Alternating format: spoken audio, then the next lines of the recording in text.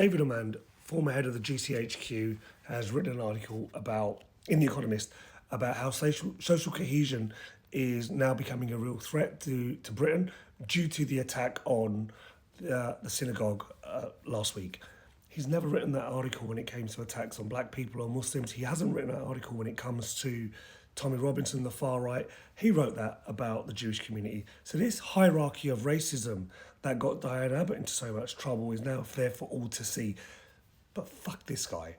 This guy was part of a system that actually openly either allowed Islamophobia to be influenced and accelerated via Israel and the US, or was part of it. It was in their interest to create laws and a media narrative that helped demonize Muslims. And we're seeing the terror legislation that was really targeted at Muslims and Muslim activists. And if you look at the type of vilification Cage has gone through, it wasn't just the far extreme end. It was every Muslim activist was underneath that type of kosh. And now it's being used to target pro-Palestinian activists, pensioners, disabled people, teachers, nurses, doctors, etc. So this guy and his hierarchy of racism is now open, public, but also it hasn't been challenged.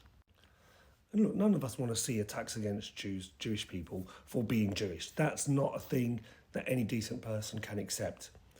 But I don't accept that GCHQ could have been quiet while far-right agitators were standing outside asylum-seeking hotels or mosques trying to burn them out.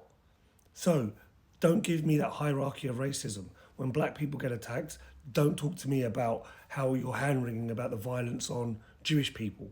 This thing's real and it's happening to us all the time. And let's look at one of the main instigators for this. Well, it's Tommy Robinson, aka Stephen Yaxley. Now, this guy is an Israeli shill. He's been pushing the Israeli narrative, and the Israeli narrative really is heighten the hatred within our Western societies against Muslims and create social and political links with Israel.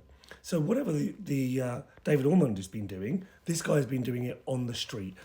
Focus on Muslims as an existential enemy, and then your hierarchy of racism, target them. Meanwhile, given out to Jews and Israelis and Zionists, and then conflate Israel, anti-Semitism, the Jewish race, the Jewish religion, all into one. It becomes really confusing, and now everyone's kind of tripping over themselves, not sure what's going on. But this show has been exposed. Now what we need to do is our institutions need to start fighting back and removing both politicians and civil servants and silencing cunts like this.